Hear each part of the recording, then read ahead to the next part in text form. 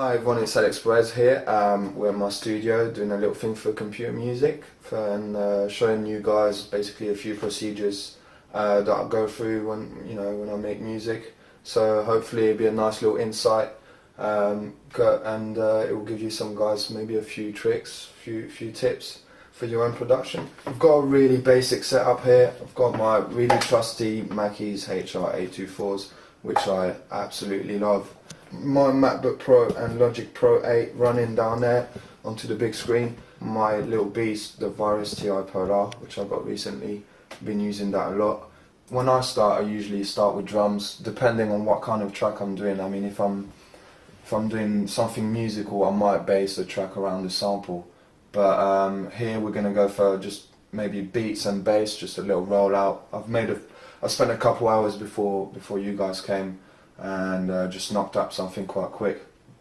So I'm going to go through the procedures of that. Here I started with a break. I started with a basic kick,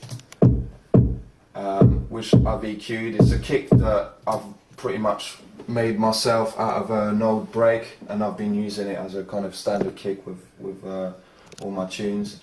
And here I've just applied a simple EQ.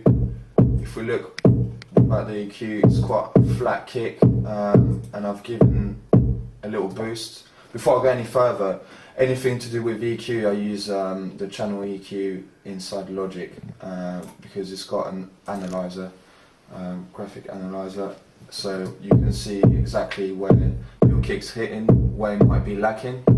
So here I've just added a little bit of bottom and low mids just to get that nice punch.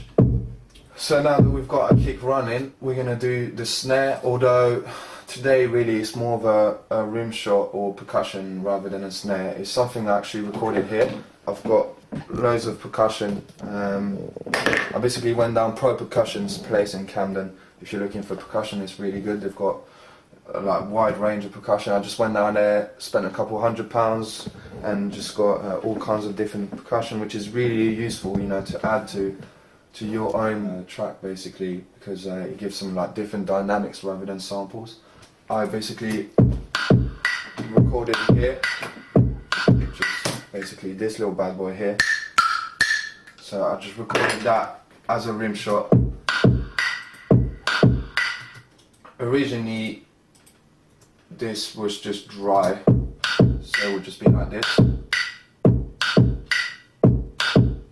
Now with percussion, I like to use reverb a lot, in moderation obviously, because you don't want to put too much reverb because everything starts merging together and it clouds the mix. So if I'm going to use reverb, I'll probably use one out of the two that I use most commonly in Logic, which would be the gold verb here or the platinum verb basically. Here I've got the platinum verb out.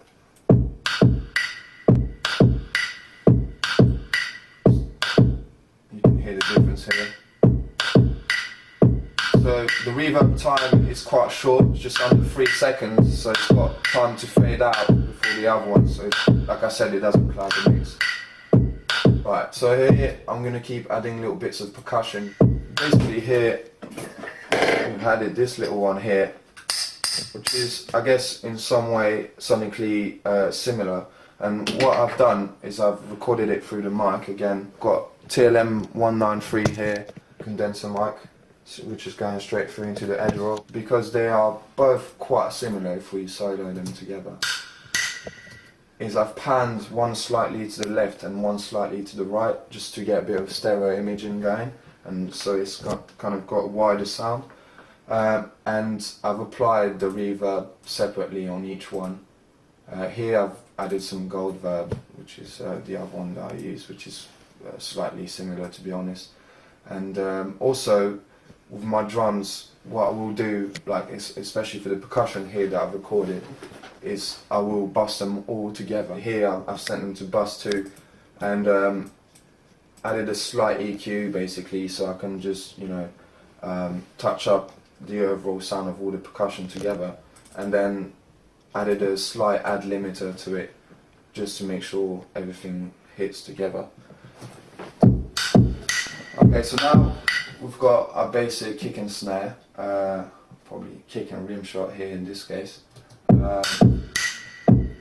Now I want to add a bit of air and maybe a bit of splash on the first rim shot with some more percussion, and I'm going to do that now. I've got my mic plugged in here. I'm going to use a drumstick and a tambourine and basically use it, I guess, as an extra snare layered on top, just to get that kind of top high frequencies through there. So we're going to record that now. So quite simple, you just set up your audio channel here, get some level here, so you know it's hitting at the top but not into the red, so we've got a nice signal. We're just going to record it simply.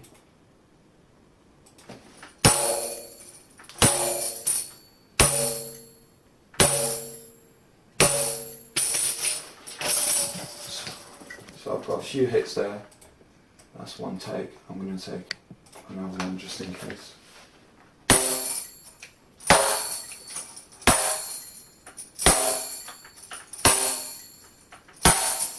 So that's the recording right there. I don't know if you notice with the percussion as well, you know, the way you hit, you get some different tones in the sound as well. So it's interesting. You can go back and hear once it's layered, you can really get, you know, different sounds out of it. Now audio is recorded in. We're just going to play back and see what we've got.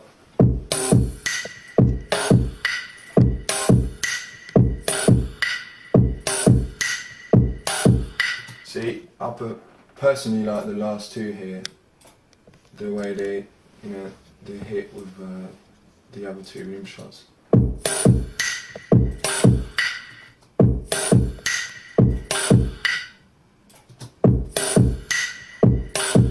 Okay, so we've got those there now. And take the volume down a little bit, so it's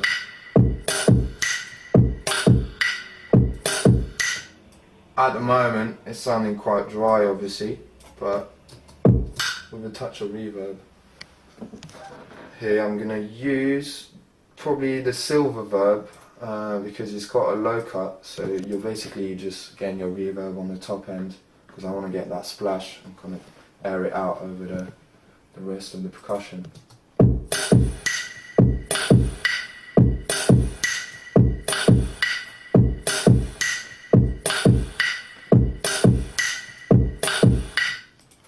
I'm just going to go in and cut it just to make sure, the audio editor, make sure it hits on point.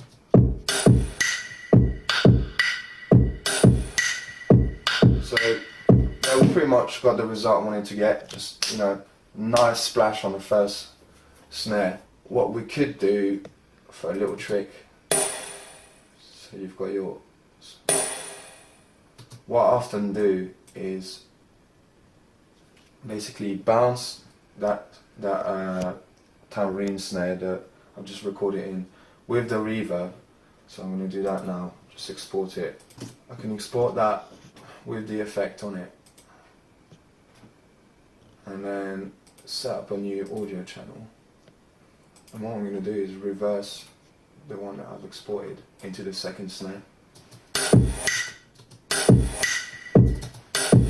So you get that suction, you know, so it's like the reverb's fading out but then coming back into itself into the second snare. So you get that really nice movement going.